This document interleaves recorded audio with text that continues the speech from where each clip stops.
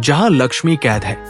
राजेंद्र यादव, जरा ठहरिए, ये कहानी विष्णु की पत्नी लक्ष्मी के बारे में नहीं, लक्ष्मी नाम की एक ऐसी लड़की के बारे में है जो अपनी कैद से छूटना चाहती है।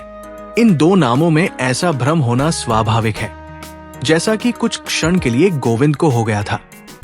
एकदम घबराकर जब गोविंद की आंखें खुली तो वो पसीने से तर था और उसका दिल इतने जोर से धड़क रहा था कि उसे लगा कहीं अचानक उसका धड़कना बंद न हो जाए। अंधेरे में उसने 5 बार पलकें झपकाई। पहली बार तो उसकी समझ में ही न आया कि वो कहाँ है, कैसा है। एकदम दिशा और स्थान का ज्ञान वो भूल गया। जब पास के हॉल की घड़ी ने 1 घंटा बजाया तो उसकी समझ में ही न आया कि वो घड़ी कहाँ है, वो स्वयं कहाँ है और घंटा कहाँ बज रहा है। फिर धीरे धीरे उसे ध्यान आया।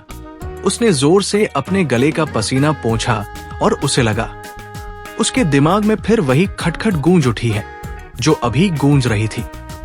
पता नहीं सपने में या सचमुच ही अचानक गोविंद को ऐसा लगा था जैसे किसी ने किवाड़ पर 3-4 बार खटखट की हो और बहुत गिड़गिड़ाकर कहा हो, मुझे निकालो, मुझे निकालो।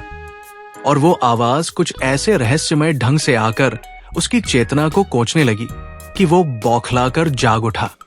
सचमुच ही वो किसी की आवाज थी या महज उसका भ्रम।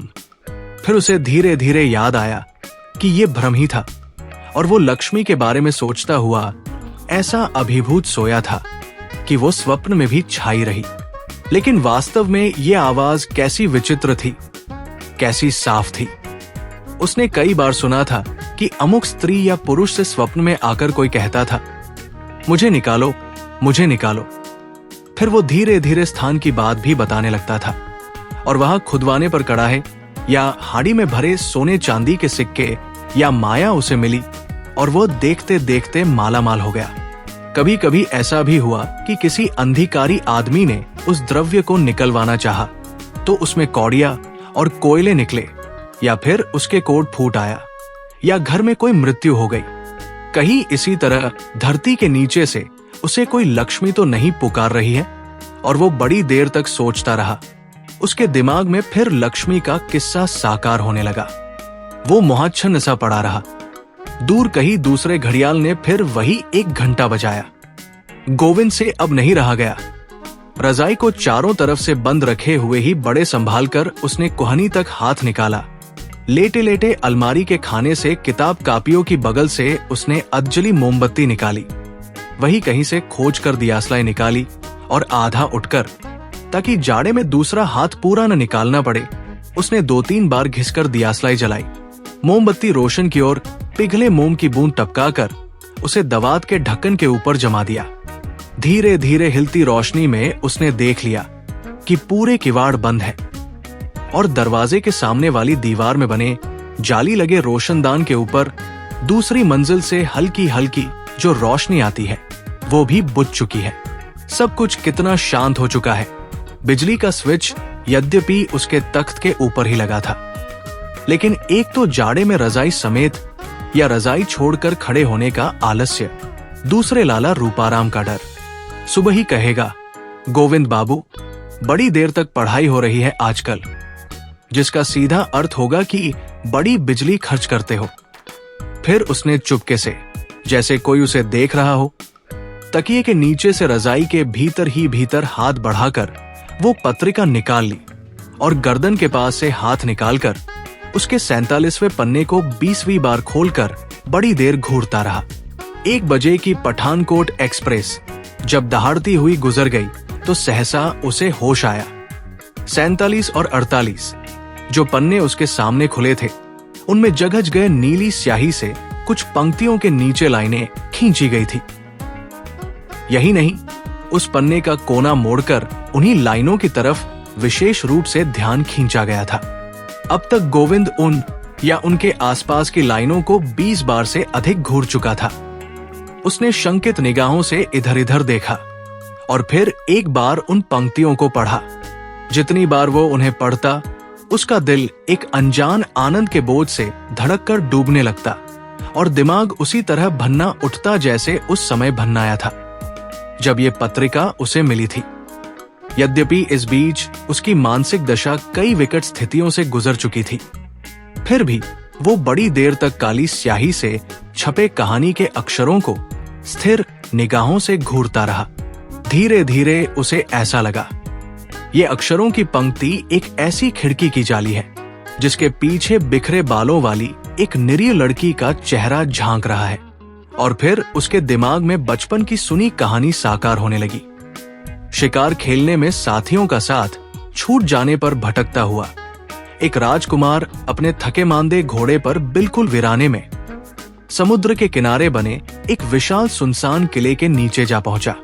वहां ऊपर खिड़की में उसे एक अत्यंत सुंदर राजकुमारी बैठी दिखाई दी, जिसे एक राक्षस ने लाकर वहां कैद कर दिया था। छोटे से छोटे विवरण के साथ खिड़की में बैठी राजकुमारी की तस्वीर गोविंद की आंखों के आगे स्पष्ट और मूर्त हो गई, और उसे लगा जैसे वही राजकुमारी उन रेखांकित छपी लाइनों के पीछे से झांक रही है।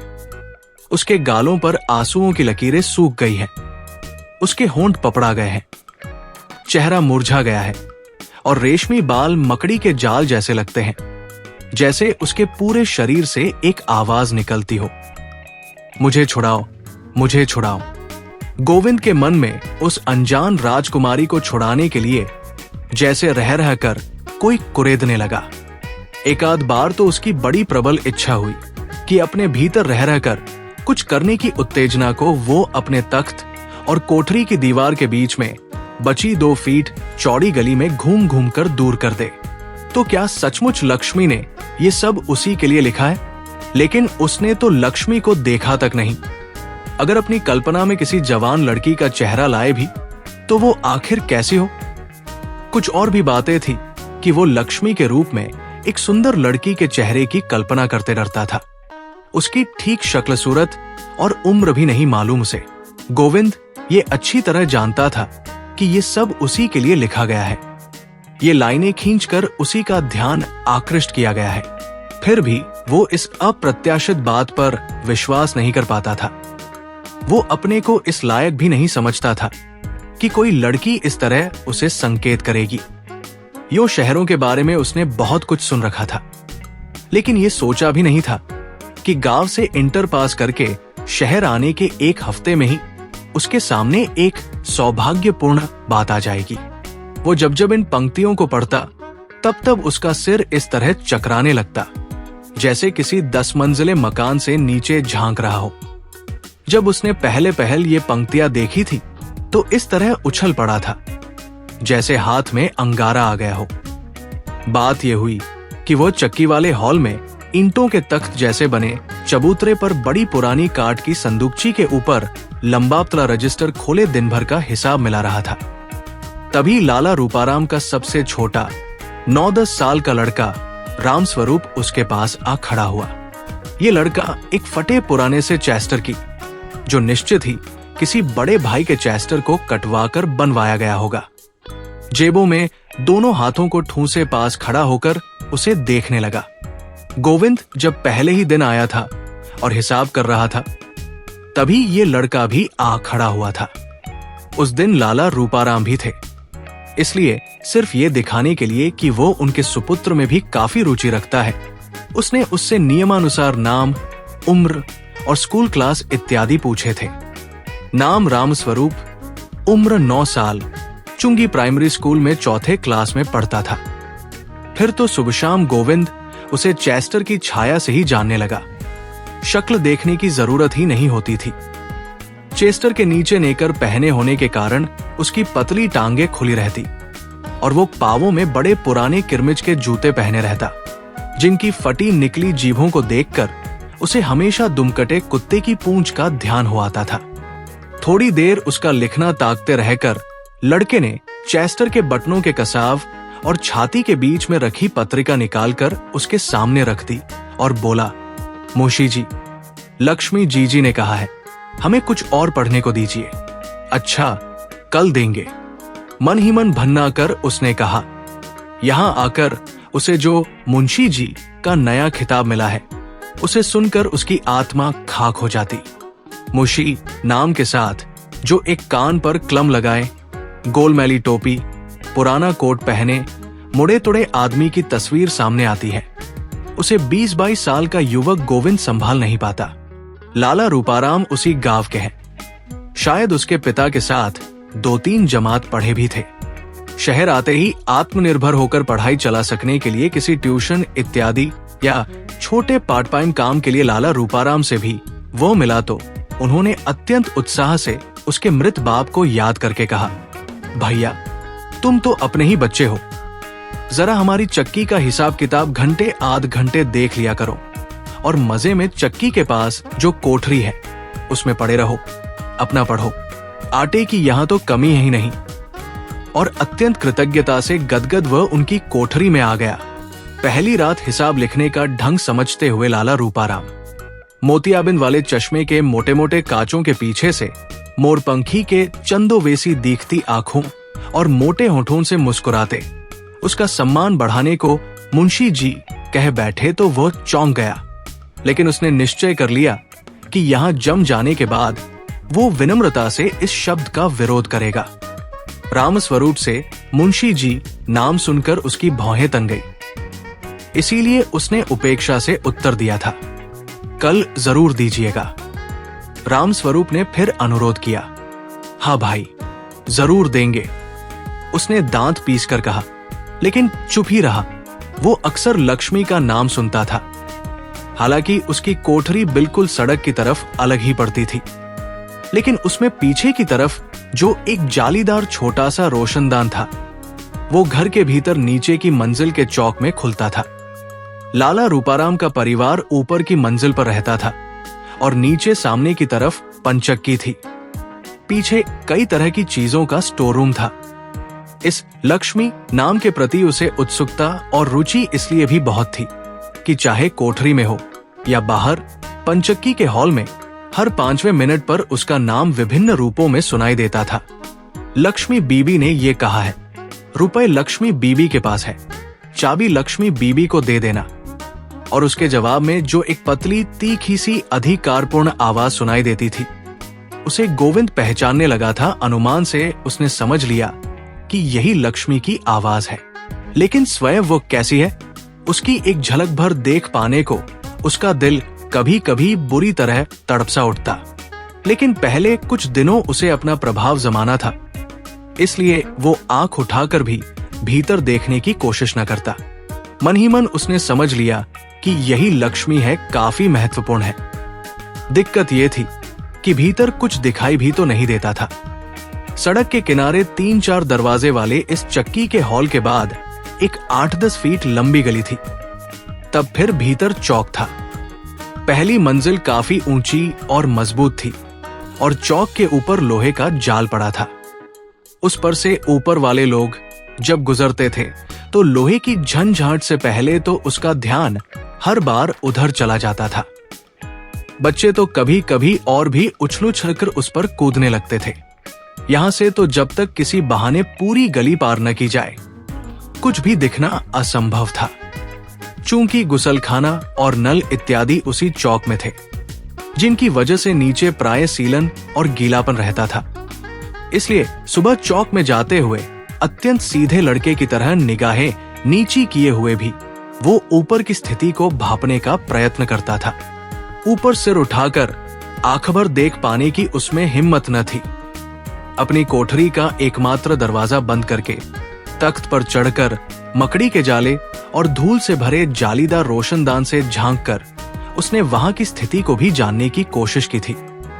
लेकिन वो कमबख्त जाली कुछ इस ढंग से बनी थी कि उसके फोकस में पूरा सामने वाला छज्जा और 1-8 फुट लोहे का जाल भर आता था। वहां कई बार उसे लगा जैसे 2 छोटे छोटे तलुए गुजरे। बहुत कोशिश करने पर टखने दिखे। हाँ, है तो किसी लड़की के पैर, क्योंकि साथ में धोती का किनारा भी झलका था। उसने एक गहरी सांस ली और तख्त से उतरते हुए बड़े एक्टराना अंदाज में छाती पर हाथ मारा और बुदबुदाया, अरे लक्ष्मी जालिम, एक झलक तो दिखा देती। मुंशी जी, तुम तो देख रहे हो, लिखते क्यों नहीं? रामस्वरूप ने जब देखा कि गोविंद धीरे धीरे होल्डर का पिछला हिस्सा दांतों में ठोंकता हुआ हिसाब की कॉपी में अपलक कुछ धूर रहा है तो पता नहीं कैसे ये बात उसकी समझ में आ गई कि वो जो कुछ सोच रहा है उसका संबंध सामने रखे हिसाब से नहीं है।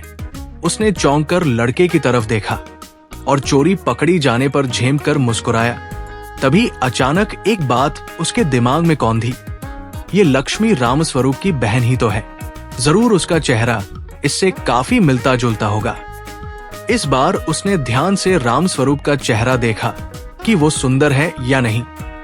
फिर अपनी बेवकूफी पर मुस्कुराकर एक अंगड़ाई ली, चारों तरफ ढीले हुए कंबल को फिर से चारों ओर कस लिया और अप्रत्याशित प्यार से बोला, अच्छा मुन्ना, कल सुबह दे देंगे। उसकी इच्छा हुई कि वो लक्ष्मी के बारे में कुछ बात करें, लेकिन सामने ही चौकीदार और मिस्त्री सलीम काम कर रहे थे। असल में आज वो थक भी गया था। अचानक व्यस्त होकर बोला और जल्दी जल्दी हिसाब करने लगा। दुनिया भर की सिफारिशों के बाद उसका नाम कॉलेज के नोटिस बोर्ड पर आ गया कि वो ले लिए गए लड़कों में से है। आते समय कुछ किताब और कॉपियां भी खरीद लाया था। सो आज वो चाहता था कि जल्दी से जल्दी अपनी कोठरी में लेटे और कुछ आगे पीछे की बातें, दुनिया भर की बातें सोचता हुआ सो जाए। सोचे लक्ष्मी कौन है, कैसी है, वो उसके बारे में किससे पूछे। कोई उसका हमउम्र और विश्वास का आदमी भी तो नहीं है, किसी से पूछे और रूपाराम को पता चल जाए तो। लेकिन अभी तीसरा ही तो दिन है। मन ही मन अपने पास रखी पत्रिकाओं और कहानी की पुस्तकों की गिनती करते हुए वो सोचने लगा कि इस बार उसे कौन सी देनी है। आगे जाकर जब काफी दिन हो जाएंगे तो वो चुपचाप उसमें एक ऐसा छोटा सा पत्र रख देगा जो किसी दोस्त के नाम लिखा गया होगा, या उसकी भाषा ऐसी होगी कि पकड़ में ना आ सके। भूल से चला गया, पकड़े जाने पर वो आसानी से कह सकेगा। उसे तो ध्यान भी नहीं था कि वो पर्चा इसमें रखा है। 20 जवाब है। अपनी चालाक बेवकूफी की कल्पना पर वो मुस्कुराने लगा।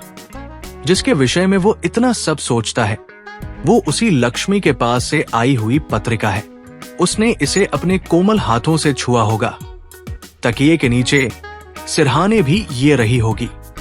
लेटकर पढ़ते हुए तो हो सकता है सोचते सोचते छाती पर भी रखकर सो गई हो और उसका तन मन गुदगुदा उठा। क्या लक्ष्मी उसके विषय में बिल्कुल ही न सोचती होगी?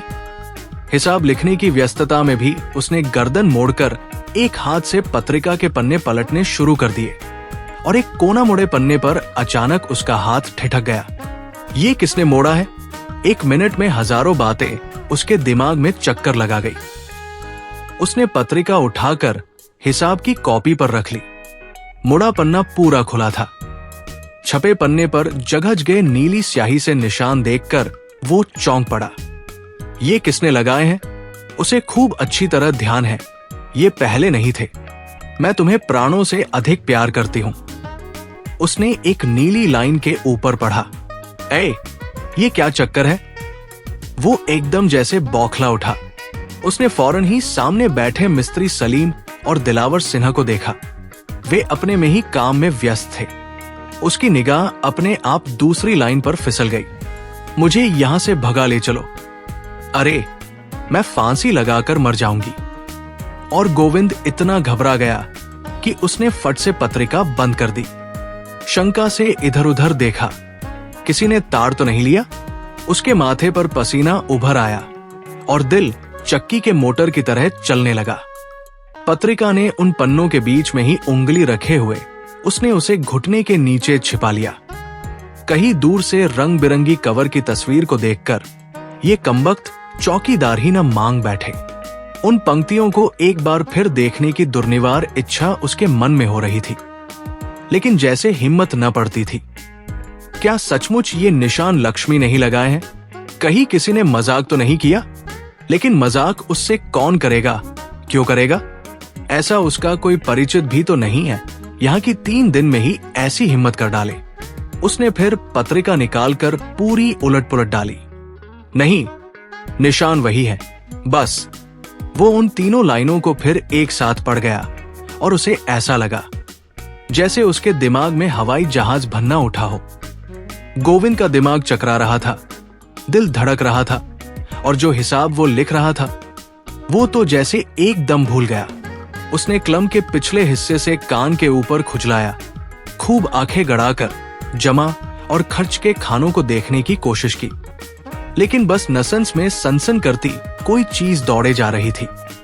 उसे लगा उसका दिल फट जाएगा और आतिशबाजी के अनार की तरह दिमाग फट पड़ेगा। अब वो किससे पूछे, ये सब निशान किसने लगाए हैं? क्या सचमुच लक्ष्मी ने? इस मधुर सत्य पर विश्वास नहीं होता। मैं चाहे तो उसे न देख पाया हो, उसने तो जरूर ही मुझे देख लिया होगा।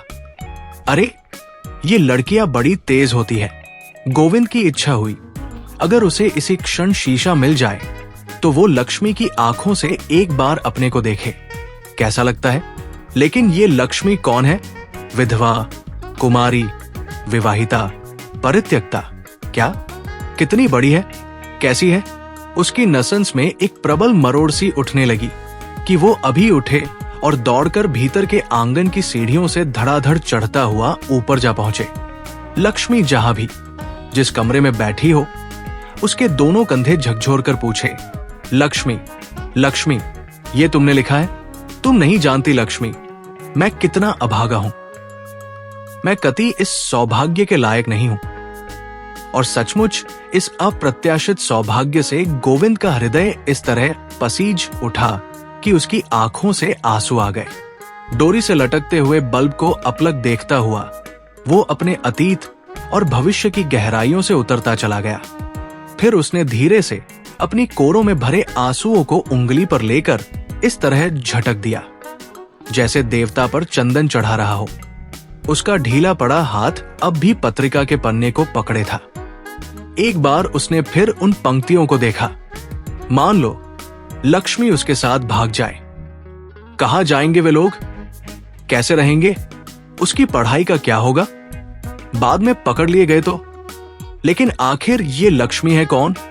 लक्ष्मी के बारे में प्रश्नों का एक झुंड उसके दिमाग पर टूट पड़ा, जैसे शिकारी कुत्तों का बाड़ा खोल दिया गया हो, या एक के बाद एक सिर पर कोई हथौड़े की चोटें कर रहा हो, बड़ी निर्ममता और क्रूरता से, जैसे छत पर से अचानक गिर पड़ने वाले आदमी के सामने सारी दुनिया एक झटके के साथ एक क्षण में चक्कर लगा जाती है। उसी तरह उसके सामने सैकड़ों हजारों चीजें एक साथ चमक कर गायब हो गई। ईंटों के ऊंचे चौकोर तख्तनुमा चबूतरे पर पुरानी छोटी सी संदूकची के आगे बैठा गोविंद हिसाब लिख रहा था, और अभी हिसाब न मिलने के कारण जो कच्चे पुर्जे इधर उधर बिखरे थे वे सब यूं ही बिखरे रहे। उसने खुले लेजर रजिस्टर पर दोनों कहानियां टिका दी और हथेलियों से आंखें बंद कर ली। कंटी के पास की नसें चटक रही थी। ऐसा तो कभी देखा सुना नहीं, सिनेमा उपन्यासों में भी नहीं देखा पढ़ा। सचमुच इन निशानों का क्या मतलब है? क्या लक्ष्मी ने ही ये लाइनें खींची हैं? हो सकता है किसी बच्चे ने ही खींच दी हो। इस संभावना से थोड़ा चौंक कर गोविंद ने फिर पन्ना खोला। नहीं, बच्चा क्या सिर्फ इन्हीं लाइनों के नीचे निशान लगाता? और लकीरें इतनी सधी और सीधी है कि किसी बच्चे की हो ही नहीं सकती। किसी ने उसे व्यर्थ परेशान करने को तो निशान नहीं लगा दिए। हो सकता है वो लक्ष्मी बहुत चुहलबाज हो और जरा छकाने को उसी ने सब किया हो। यद्यपि गोविंद इस तरह आंखें बंद किए सोच रहा था, लेकिन उसे मन ही मन डर था कि मिस्त्री और दरबान उसे देखकर कुछ समझ न जाए। सबसे बड़ा डर उसे लाला रूपाराम का था। अभी रुई भरी सकरपारों वाली सिलाई की, मैली सी पूरी बाहों की मिर्जई पहने और उस पर मैली चीकट, युगों पुरानी अंडी लपेटे, धीरे धीरे हाफते हुए बेंत टेकते बड़े कष्ट से सीढ़ियां उतर कर वे आएंगे। अचानक बेंत की खटखट से चौंक कर उसने जो आंखों के आगे से हाथ हटाए तो देखा सची लाला रूपाराम चले आ रहे हैं। अरे, कमबख्त याद करते ही आ पहुंचा। बैठे हुए देख तो नहीं लिया? उसने झट पत्रिका को घुटने के नीचे और भी सरका लिया और सामने फैले पुर्जों पर आंखें टिकाकर व्यस्त हो उठा। मिस्त्री और चौकीदार की खुसुर पुसुर बंद हो गई। गली सी पार करके लाला रूपाराम ने प्रवेश किया। मोटे मोटे शीशों के पीछे से उनकी आंखें बड़ी होकर भयंकर दिखती थी। आंखों और पलकों का रंग मिलकर ऐसा दिखाई देता था जैसे पीछे मोरपंख के चंदोवे लगे हों। सिर पर रुई भरा कंटोपा था। उसके कानों को ढकने वाले मोटर के मडगार्ड जैसे कोने अब ऊपर मुड़े थे और पौराणिक राक्षसों के सींगों का दृश्य उपस्थित कर रहे थे। चेहरा उनका झुर्रियों से भरा था और चश्मे का फ्रेम नाक के ऊपर से टूट गया था। उसे उन्होंने डोरा लपेटकर मजबूत कर लिया था। दांत उनके नकली थे और शायद ढीले भी थे, क्योंकि उन्हें वे हमेशा इस तरह मुंह चला चलाकर पीछे सरकाए रखते थे जैसे च्युइंगम चबा रहे हों। गोविंद को उनके इस मुंह चलाने और मुंह से निकलती तरह तरह की आवाजों से बड़ी उबकाई सी आती थी, और जब वे उससे बात करते तो वो प्रयत्न करके अपना ध्यान उस ओर से हटाए रखता। लाला रूपाराम की गर्दन हमेशा इस तरह हिलती रहती जैसे खिलौने वाले बुढ़े की गर्दन का स्प्रिंग ढीला हो गया हो। घुटनों तक की मैली कुचैली धोती और मिलिट्री के कबाड़िया बाजार से खरीदकर लाए गए मोजों पर बांधने की पट्टियां, जो शायद उन्हें गठिया के दर्द से बचाती थी। बिना फीते के खीसे निपोरते फटे पुराने बूट। उन्हें देखकर हमेशा गोविंद को लगता कि इस आदमी का अंत समय निकट आ गया है। जब लाला रूपाराम पास आ गए तो उनसे उनके सम्मान में चेहरे पर चिकनाई वाली मुस्कान लाकर उनकी ओर देखते हुए स्वागत किया। ईंटों के चबूतरे पर लगभग 200 स्याही के दाग और छेद वाली दरी पर रामस्वरूप के उनसे सटकर खड़े होने से एक मोटी सी सिकुड़न पड़ गई थी। उसे हाथ से ठीक करके उसने कहा, लाला जी यहां बैठिए। लाला जी ने हाफते हुए बिना बोले ही इशारा कर दिया कि नहीं, वे ठीक है, और वे टीन की कुर्सी पर ही उसकी ओर मुंह करके बैठ गए और हाफते रहे। असल में उन्हें सांस की बीमारी थी और वे हमेशा प्यासे कुत्ते की तरह हाफते रहते थे। उनके यहां आ बैठने से एक बार तो गोविंद कांप उठा। कहीं कम्बत को पता तो नहीं चल गया, कुछ पूछने ताछने ना आया हो। हालांकि लाला रूपाराम इस समय खा पी कर एक बार चक्कर जरूर लगाते थे, लेकिन उसे विश्वास हो गया कि हो ना हो बुढ़ा ताड़ गया है। उसका दिल धसक चला। रूपाराम अभी हाफ रहे थे। गोविंद सिर झुकाए ही हिसाब किताब जोड़ता रहा। आखिर स्थिति संभालने की दृष्टि से उसने कहा, लाला जी आज मेरा नाम आ गया कॉलेज में। अच्छा, लाला जी ने खांसी के बीच में ही कहा। वो एक हाथ से डंडे को धरती पर टेके थे, दूसरे हाथ में कलाई तक गोमुखी बंधी थी, जिसके भीतर अंगुलियां चला चलाकर वो माला घुमा रहे थे, और उनका वो हाथ टोंटा सा लग रहा था। वातावरण का बोझ बढ़ता ही चला गया था कि एक घटना हो गई। उन्होंने सांस इकट्ठी करके कुछ बोलने को मुंह खोला ही था कि भीतर आंगन का टटर, लोहे का जाल भयंकर रूप से झंझना उठा, जैसे कोई बहुत ही भारी चीज ऊपर से फेंक दी गई हो, और फिर जोर से बजती हुई खनखनाती कछली जैसी चीज आ गिरी। उसके पीछे चिमटा, संडासी, और फिर तो उसे ऐसा लगा जैसे कोई बाल्टी, कढ़ाई, तवा इत्यादि निकालकर टटर पर फेंक रहा है और पानी और छोटी मोटी चीजें नीचे गिर रही है। उसके साथ कुछ ऐसा कोलाहल और कुहराम भीतर सुनाई दिया जैसे आग लग गई हो। गोविंद झटक कर सीधा हो गया। कहीं सचमुच आग वाग तो नहीं लग गई? उसने प्रश्न सूचक दृष्टि से चौंक कर लाला की तरफ देखा और वो आश्चर्य से अवाक रह गया। लाला परेशान जरूर दिखाई देता था, लेकिन कोई भयंकर घटना हो गई है और उसे दौड़कर जाना चाहिए, ऐसी कोई बात उसके चेहरे पर नहीं थी। मिस्त्री और चौकीदार दोनों बड़े दबे व्यंग्य से एक दूसरे की ओर देखते, मुस्कुराते लाला की ओर निगाहें फेंक रहे थे। किसी को भी कोई खास चिंता नहीं थी। भीतर कोलाहल बढ़ रहा था, चीजें फिंग रही थी और टट्टर की खड़खड़ा हट घन घनाहट गूंजती जा रही थी। आखिर ये क्या हो रहा है? उत्तेजना से उसकी पसलियां तड़कने को हो आई। वो लाला से ये पूछने ही वाला था कि क्या है, तभी बड़े कष्ट से हाथ की लकड़ी पर सारा जोर देकर वो उठ खड़े हुए और घिसटते से जहां से आए थे उसी गली में चले गए। जाते हुए पलटकर धीरे से उसने किवाड़ बंद कर दिए। मिस्त्री और चौकीदार ने मुक्त होकर बदन ढीला किया, एक दूसरे की ओर मुस्कुराकर देखा, खंखारा और फिर एक बार खुलकर मुस्कुराए। लाला का पीछा करती गोविंद की निगाह अब उन लोगों की ओर मुड़ गई और जब उससे नहीं रहा गया तो वो खड़ा हो गया। मुर्गे के पंखों की तरह कंबल को बाहों पर फड़फड़ाकर उसने लपेटा और उस पत्रिका को देखता हुआ चबूतरे से नीचे उतर आया। थोड़ी देर यूं ही असमंजस में खड़ा रहा, फिर उस गलियारे के दरवाजे तक गया कि कुछ दिखाई सुनाई दे। कोलाहल में 4-5 आवाजें एक साथ किवाड़ की दरार से घुटी घुटी सुनाई दी, और उसमें सबसे तेज आवाज वही थी जिसे उसने लक्ष्मी की आवाज समझ रखा था। हे भगवान, क्या हो गया? कोई कहीं से गिर पड़ा, आग लग गई, सांप बिच्छू ने काट लिया? लेकिन जिस तरह से लोग बैठे देख रहे थे उससे तो ऐसा लगता था जैसे ये कोई खास बात नहीं है। ये कमबख्त किवाड़ क्यों बंद कर गया? इस वक्त टट्टर इस तरह धमाधम बज रहा था जैसे उस पर कोई तांडव नृत्य कर रहा हो। उस ऊंची चीखती महीन आवाज में वो नारी कंठ जिसे वो लक्ष्मी की आवाज समझता था, इतनी तेज और जोर से बोल रहा था कि लाख कोशिश करने पर भी वो कुछ नहीं समझ सका।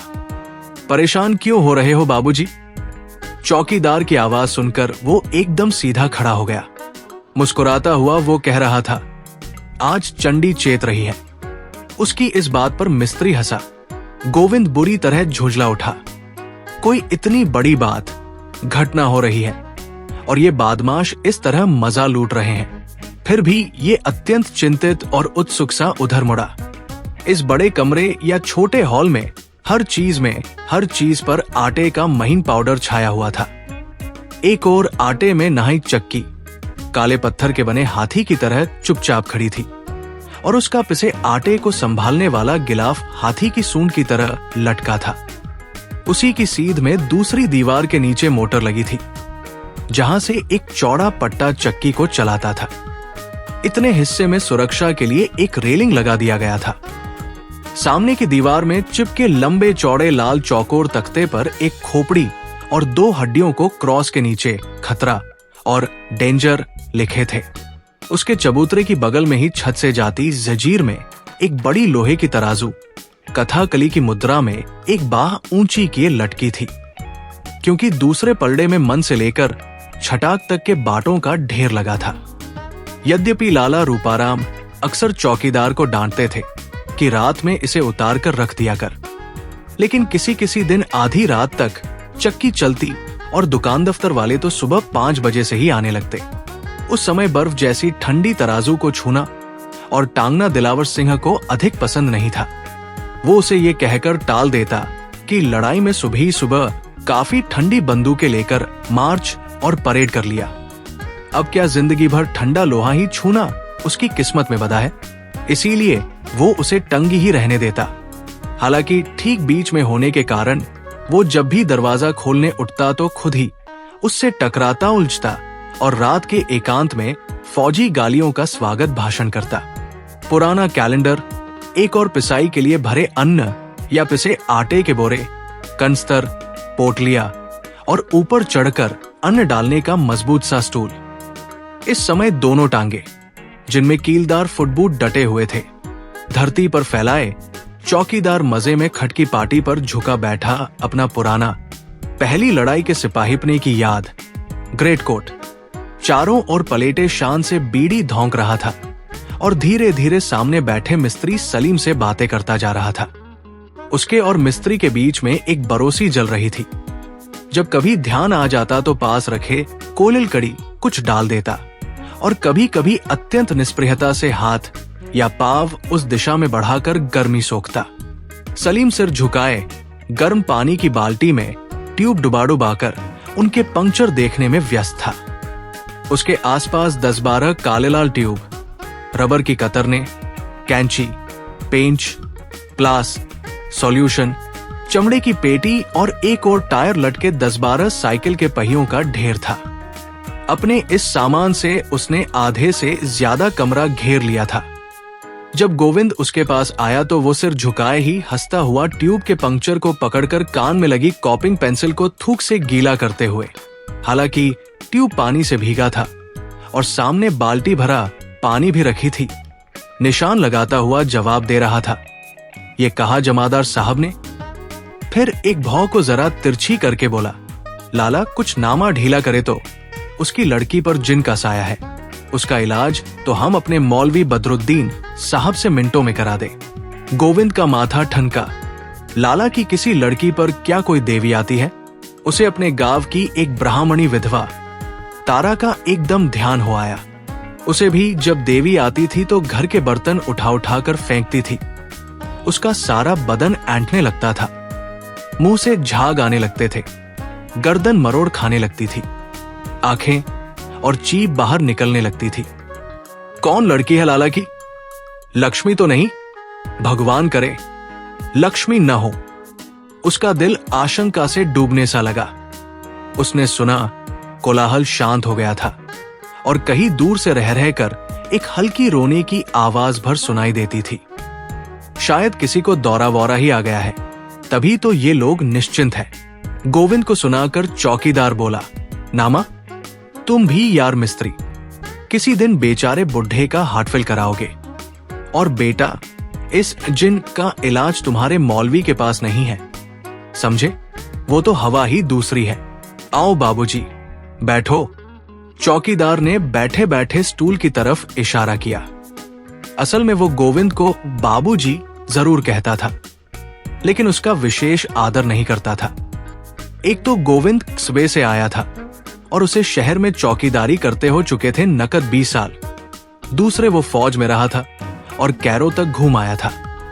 उम्र, अनुभव, तहजीब सभी में वो अपने को गोविंद से ज्यादा ही समझता था। लेकिन गोविंद को इस सब का ध्यान नहीं था।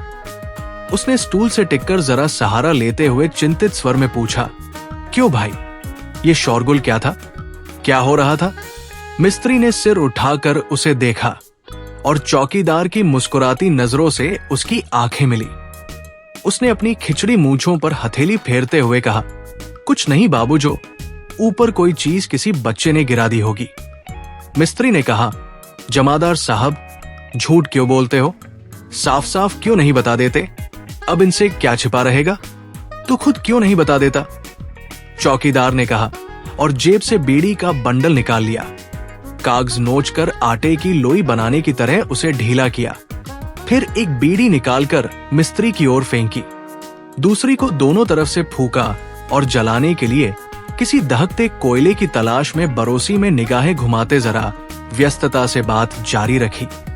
तुझे क्या मालूम नहीं है? इन दोनों की चहल से गोविंद की झुंझलाहट बढ़ रही थी। उसे लगा जरूर ही दाल में कुछ काला है जिसे ये लोग टाल रहे हैं। मिस्त्री जीभ निकाले पंक्चर के स्थान को रेगमाल से घिस रहा था।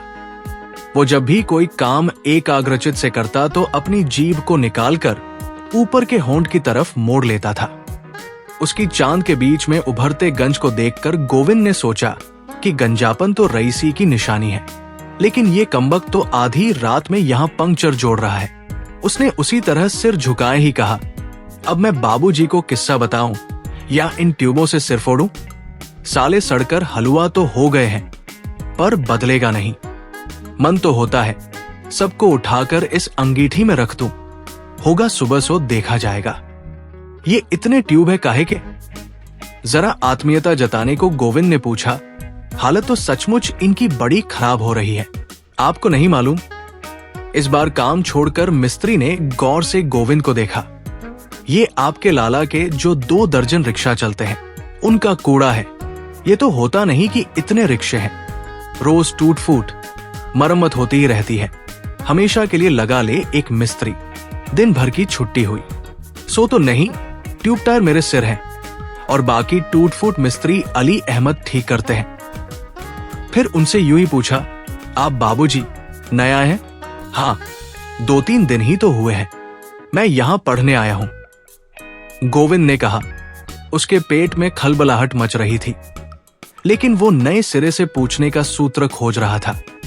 तभी तो मिस्त्री बोला, तभी तो आप ये सब पूछ रहे हैं, रात को इसका हिसाब रखते हैं ना? हाँ, थोड़े दिनों में अपने फर्जंद को भी आपसे पढ़वाएगा। अपने फर्जंद शब्द में जो व्यंग्य उसने दिया था, उससे खुद ही प्रसन्न होकर मुस्कुराते हुए उसने चौकीदार की दी हुई बीड़ी सुलगाई। अबे, उन्हें ये सब क्या बताता है? वे तो उसके गांव से ही आए हैं, उन्हें सब मालूम है। चौकीदार बोला, नहीं, सच, मुझे कुछ नहीं मालूम। गोविंद ने जरा आश्वासन के स्वर में कहा, इन लाला के तो पिता ही यहां चले आए थे ना, सो हम लोगों को कुछ भी नहीं मालूम। बताइए ना, क्या बात है? गोविंद ने आदरपूर्वक जरा खुशामद के लहजे में पूछा। शायद उसकी जिज्ञासु व्याकुलता से प्रभावित होकर ही मिस्त्री बोला, अजी कुछ नहीं।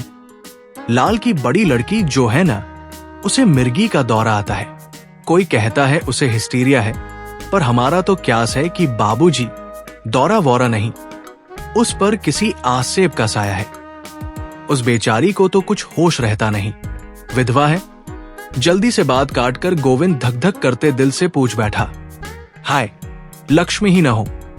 इस बार पुनः दोनों की निगाहों का आपस में टकराकर मुस्कुराना उससे छिपा न रहा। बीड़ी के लंबे कश के धुएं को लीलकर इस बार चौकीदार जबरदस्ती गंभीर बनकर बोला, अजी, इसने उसकी शादी ही कहा की है। नाम क्या है? गोविंद से नहीं रहा गया। लक्ष्मी, लक्ष्मी उसके मुंह से निकल गया, और जैसे एकदम उसकी सारी शक्ति किसी ने सोख ली हो। जिज्ञासा और उत्तेजना से तना शरीर ढीला पड़ गया। चौकीदार इस बार अत्यंत ही रहस्यमय ढंग से हंसा, जैसे कह रहा हो, अच्छा, तुम भी जानते हो? गोविंद के मन में स्वाभाविक प्रश्न उठा, उसकी उम्र क्या है?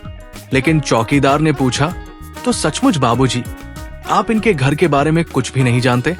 नहीं भाई, मैंने बताया तो मैं इनके बारे में कुछ भी कति नहीं जानता। एक तरफ आत्मसमर्पण के भाव से गोविंद बोला, लेकिन लक्ष्मी का किस्सा तो सारे शहर में मशहूर है। चौकीदार बोला, आप शायद नए आए हैं, यही वजह है। फिर मिस्त्री की ओर देखकर बोला, क्यों मिस्त्री साहब, तो बाबूजी को किस्सा बता ही दूं? अरे लो, ये भी कोई पूछने की बात है? इसमें छिपाना क्या? यहां रहेंगे तो कभी न कभी जा ही जाएंगे।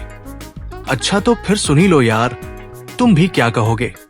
चौकीदार ने आनंद में आकर कहना शुरू किया, आप शायद जानते हैं, ये हमारा लाला शहर का मशहूर कंजूस और मशहूर रईस है। लामौला जो कंजूस होगा वो रईस तो होगा ही। मिस्त्री बोला, नहीं मिस्त्री साहब, पूरा किस्सा सुनना हो तो बीच में मत टोको। चौकीदार इस हस्तक्षेप पर नाराज हो गया। अच्छा अच्छा, सुनाओ। मिस्त्री बुढ़ों की तरह मुस्कुराया, इसकी ये चक्की है ना, सहालगों में इस पर हजारों मन पिसता है। वैसे भी 250 मन तो कम से कम पिसता ही है रोज। अफसरों और क्लर्कों को कुछ खिला पिलाकर लड़ाई के जमाने में इसे मिलिट्री से कुछ ठेके मिल ही जाते थे। आप जानो, मिलिट्री का ठेका तो जिसके पास आया सो बना।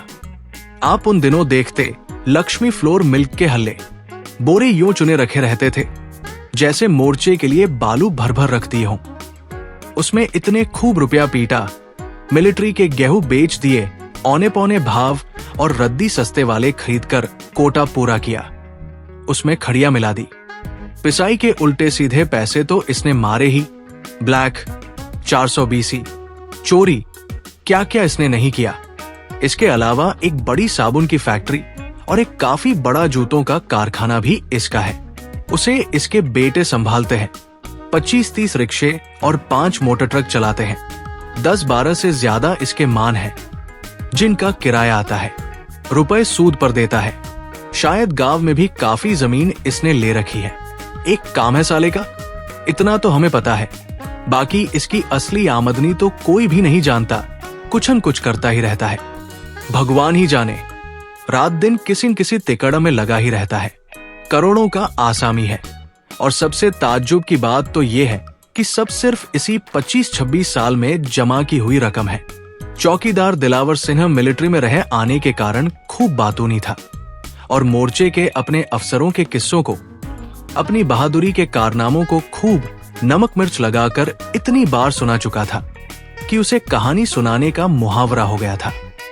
हर बात के उतार चढ़ाव के साथ उसकी आंखें और चेहरे की भंगिमाएं बदलती रहती थी।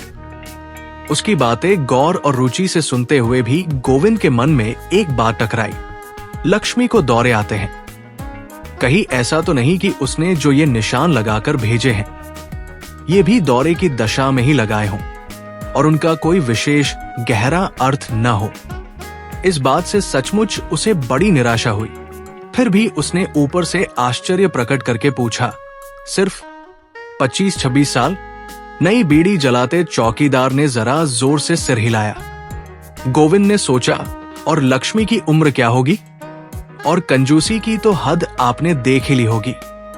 बुढ़ा हो गया है, सांस का रोग हो रहा है, सारा बदन कांपता है, लेकिन एक पैसे का भी फायदा देखेगा तो 10 मील धूप में हाफता हुआ पैदल जाएगा। क्या मजाल जो सवारी कर ले। गर्मी आई तो पूरा शरीर नंगा, कमर में धोती, आधी पहने आधी बदन में लपेटे।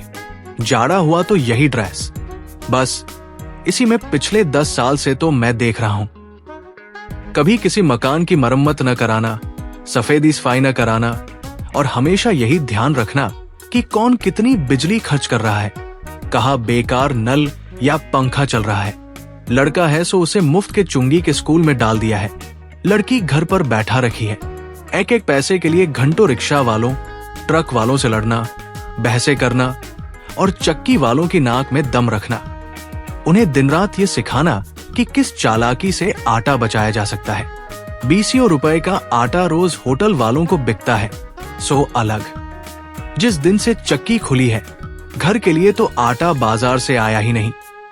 आप विश्वास मानिए, कम से कम 12-15 हजार की आमदनी होगी इसकी। लेकिन सूरत देखिए, मक्खियां भिन भिनाती रहती है। किसी आने जाने वाले के लिए एक कुर्सी तक नहीं, पान सुपारी की तो बात ही दूर है। कौन कह देगा कि ये पैसे वाला है? ये उम्र होने आई, सुबह से शाम तक बस पैसे के पीछे हाय हाय। दुनिया के किसी और काम से मतलब ही नहीं है। सभा हो, सोसाइटी हो, हड़ताल हो, छुट्टी हो, कुछ भी हो, लेकिन लाला रूपाराम अपनी ही धुन में मस्त। नौकरों को कम से कम देना पड़े, इसलिए खुद ही उनके काम को देखता है। मुझसे तो कुछ इसलिए नहीं कहता कि मुझ पर थोड़ा विश्वास है।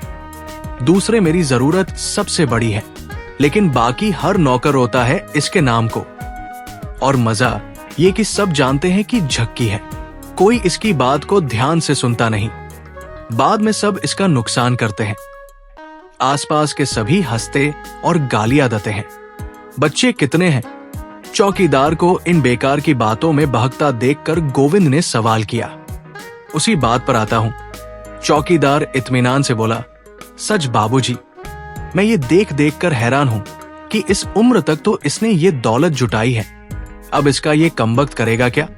लोग जमा करते हैं बैठकर भोगें, लेकिन ये राक्षस तो जमा करने में ही लगा रहता है। इसे जमा करने की ऐसी हाय हाय रही है कि दौलत किस लिए जमा की जाती है, इस बात को ये बेचारा बिल्कुल भूल गया है। फिर बड़े चिंतित और दार्शनिक मूड में दिलावर सिंह ने आग वाली राख को देखते हुए कहा, इस उम्र तक तो इसे जोड़ने की ऐसी हवस है, अब इसका ये भोग कब करेगा? सचमुच बाबूजी, जब कभी मैं सोचता हूं तो बेचारे पर बड़ी दया आती है। देखो, आज की तारीख तक ये बेचारा भाग दौड़ कर लूधूप की चिंता छोड़कर जमा कर रहा है। एक पाई उसमें से खा नहीं सकता, जैसे किसी दूसरे का हो। अब मान लीजिए कल ये मर जाता है तो ये सब किसके लिए जमा किया है? बेचारे के साथ कैसी लाचारी है। मर कर जी कर नौकर की तरह जमा किए जा रहा है। न खुद खा सकता है, न देख सकता है कि कोई दूसरा छू भी ले, जैसे धन के ऊपर बैठा सांप। खुद उसे खा नहीं सकता, खाने तो खैर देगा ही क्या? उसकी रखवाली करना और जोड़ना। और लाला रूपाराम के प्रति दया से अभिभूत होकर चौकीदार ने एक गहरी सांस ली। फिर दूसरे ही क्षण दांत किटकिटाता हुआ बोला, और कभी कभी मन होता है छुरा लेकर साले की छाती पर जा चढ़ूं और मुरब्बे के आम की तरह गोदूं। अपने पेट में जो इसने इतना धन भर रखा है, उसकी एक एक पाई उगलवा लूं। चाहे खुद न खाए, लेकिन जिसे अपने बच्चों को भी खिला पिला नहीं सकता, उस धन का क्या होगा? इसके बच्चे कितने हैं? इस बार फिर गोविंद अधीर हो गया। असल में वो चाहता था कि दार्शनिक उद्गारों को छोड़कर वो जल्दी से जल्दी मूल विषय पर आ जाए, लक्ष्मी के विषय में बताए। वर्णन में बच जाने की अपनी कमजोरी पर चौकीदार मुस्कुराया और बोला, इसके बच्चे हैं 4, बीवी मर गई, बाकी किसी नातेदार रिश्तेदार को झांकने नहीं देता, ऊपर तो कोई नौकर भी नहीं है, बस एक मरिमराई सी बुढ़िया पाल ली है। लोग बड़े भाई की बीवी बताते हैं। बस वही सारी देखभाल करती है, और तो किसी को मैंने साथ देखा नहीं। खुद के 3 लड़के और 1 लड़की। बड़े 2 लड़के तो साथ नहीं रहते। इस बार मिस्त्री बोला, हाँ वो लोग अलग ही रहते हैं, दिन में एक आध चक्कर लगा जाते हैं। एक जूतों का कारखाना देखता है, दूसरा साबुन की फैक्ट्री संभालता है। इस साले को उन पर भी विश्वास नहीं है। पूरे कागज पत्तर हिसाब किताब अपने पास ही रखता है। नियम से शाम को वहां जाता है वसूली करने। लेकिन लड़के भी बड़े तेज हैं, जरा शौकीन तबीयत पाई है। इसके मरते ही देख लेना मिस्त्री, वो इसकी सारी कंजूसी निकाल डालेंगे। फिर याद करके बोला, और क्या कहा तुमने? साथ रहने की बात। सो भैया, जब तक अकेले थे तब तक तो कोई बात नहीं थी, लेकिन अब तो उनकी बीवियां आ गई है ना, एक आध बच्चा भी आ गया है घर में, सो उसे दिन भर गोद में लटकाए फिरता है। इसके घर में एक चंडी जो है ना, उसके साथ सबका निभाव नहीं हो सकता। एकदम गोविंद के मन में आया लक्ष्मी, और वो ऊपर से नीचे तक सिहर उठा। कौन? लक्ष्मी उसके मुंह से निकल गया। जी हाँ, उसकी बदौलत तो ये सारा खेल है। वही तो इस भंडारे की चाबी है। वो न होती तो ये तामझाम आता कहां से? उसने तो इसके दिन ही पलट दिए, नहीं तो था क्या इसके पास? इस बार ये बात चौकीदार ने ऐसे लटके से कही जैसे किसी रहस्य की चाबी हो। कैसे भाई, कैसे? गोविंद पूछ बैठा। उसका दिमाग चकरा गया। ये क्या विरोधाभास है? एक पल को उसके दिमाग में आया, कहीं ये रुपया कमाने के लिए तो लक्ष्मी का उपयोग नहीं करता? राक्षस, चांडाल।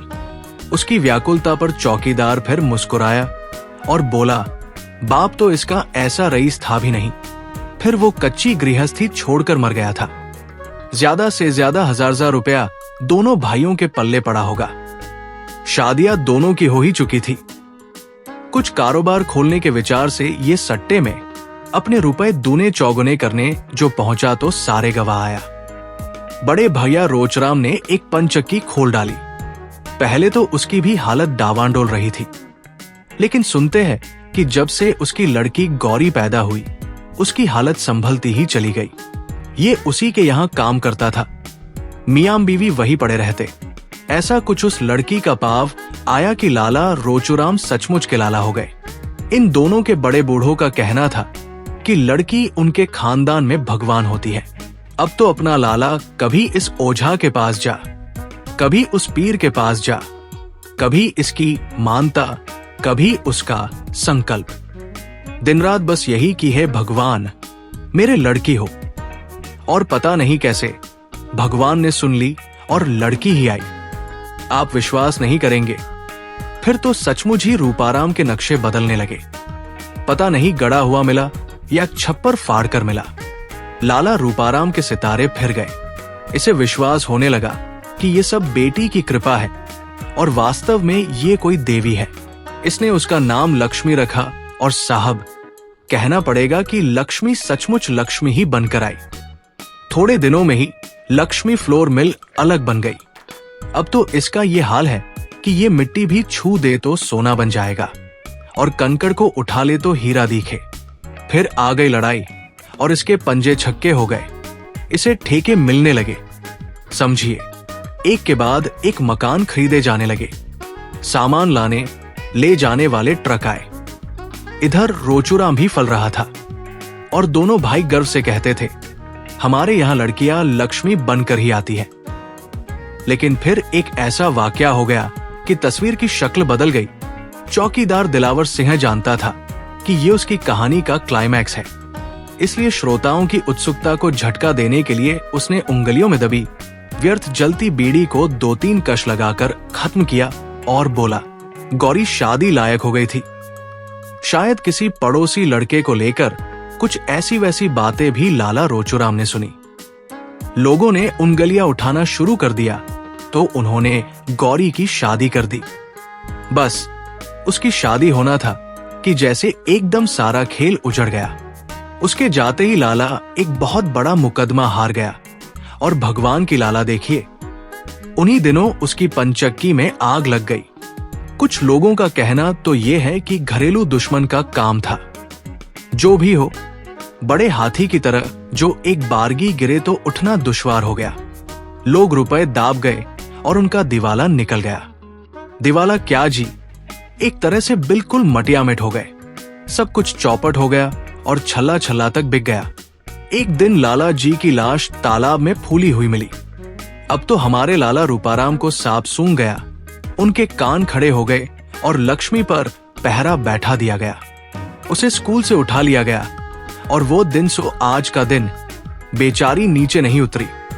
घर के भीतर न किसी को आने देता है न जाने देता है।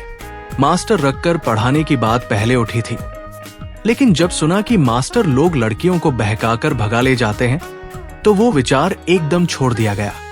लक्ष्मी खूब रोई पीटी, लेकिन इस राक्षस ने उसे भेजा ही नहीं लड़की देखने दिखाने लायक। बात काटकर मिस्त्री बोला, अरे देखने दिखाने लायक क्या, हमने खुद देखा है। जिधर से निकल जाती है उधर बिजली सी कौंध जाती है, 100 में 1। उसकी बात का विरोध न करके अर्थात स्वीकार करके चौकीदार बोला, स्कूल में भी सुनते हैं बड़ी तारीफ थी, लेकिन सबकी साले ने रेड कर दी। उसे ये विश्वास हो गया कि लड़की सचमुच लक्ष्मी है और जब दूसरे की हो जाएगी तो इसका भी एकदम सत्यानाश हो जाएगा। इसी डर से न तो किसी को आने जाने देता है और न उसकी शादी करता है। उसकी हर बात पर पुलिस के सिपाही की तरह नजर रखता है। उसकी हर बात मानता है, बुरी तरह उसकी इज्जत करता है, उसकी हर जिद पूरी करता है, लेकिन निकलने नहीं देता। लक्ष्मी 16 की हुई, 17 की हुई, 18, 19 साल पर साल बीत गए। पहले तो वो सबसे लड़ती थी, बड़ी चिड़चिड़ी और जिद्दी हो गई थी। कभी कभी गाली देती और मार भी बैठती थी। फिर भी मालूम नहीं क्या हुआ कि घंटों रात रात भर पड़ी जोर जोर से रोती रहती। फिर धीरे धीरे उसे दौरा पड़ने लगा। अब क्या उम्र है? गोविंद ने बीच में पूछा। उसकी ठीक उम्र तो किसी को भी पता नहीं, लेकिन अंदाज से 25-26 से कम क्या होगी। घृणा से होंठ टेढ़े करके चौकीदार ने अपनी बात जारी रखी। दौरा न पड़े तो बेचारी जवान लड़की क्या करे। उधर पिछले 5 साल से तो ये हाल है कि दौरे में घंटे 2 घंटे वो बिल्कुल पागल हो जाती है। उछलती कूदती है, बुरी बुरी गालियां देती है, बेमतलब रोती हंसती है, चीजें उठा उठा कर इधर उधर फेंकती है। जो चीज सामने होती है उसे तोड़फोड़ देती है, जो हाथ में आता है उससे मारपीट शुरू कर देती है और सारे कपड़े उतार कर फेंक देती है। बिल्कुल नंगी हो जाती है और जांघें पीट पीट कर बाप से कहती है, ले तूने मुझे अपने लिए रखा है, मुझे खा, मुझे चबा, मुझे भोग। वो पिटता है, गालियां खाता है और सब कुछ करता है, लेकिन पहरे में जरा ढील नहीं होने देता। चुपचाप सिर पर हाथ रखकर बैठा बैठा सुनता रहता है। क्या जिंदगी है बेचारे की। बाप है सो उसे भोग नहीं सकता और छोड़ तो सकता ही नहीं। मेरी तो उम्र नहीं रही, वरना कभी मन होता है ले जाओ भगाकर, होगा सो देखा जाएगा। और एक तीखी व्यथा से मुस्कुराता चौकीदार देर तक आग को देखता रहा। फिर धीरे से होंठ चबाकर बोला, इसकी बोटी बोटी गर्म लोहे से दागी जाए और फिर बांधकर गोली से उड़ा दिया जाए। गोविंद का भी दिल भारी हो आया था। उसने देखा बुढ़े चौकीदार की गीली आंखों में सामने की बरोसी की धुंधली आग की परछाई झलमला रही है। आधी रात को अपनी कोठरी में लेटे लक्ष्मी के बारे में सोचते हुए मोमबत्ती की रोशनी में उसकी सारी बातों का एक एक चित्र गोविंद की आंखों के आगे साकार हो आया और फिर उसने अंधकार की प्राचीरों से घिरी गर्म गर्म आंसू बहाती मोमबत्ती की धुंधली रोशनी में रेखांकित पंक्तियां पढ़ी। मैं तुम्हें प्राणों से अधिक प्यार करती हूं, मुझे यहां से भला ले चलो, मैं फांसी लगाकर मर जाऊंगी। गोविंद के मन में अपने आप एक सवाल उठा, क्या मैं ही पहला आदमी हूं जो इस पुकार को सुनकर ऐसा व्याकुल हो उठा हूं, या औरों ने भी इस आवाज को सुना है और सुनकर अनसुना कर दिया है? और क्या सचमुच जवान लड़की की आवाज को सुनकर अनसुना किया जा सकता है?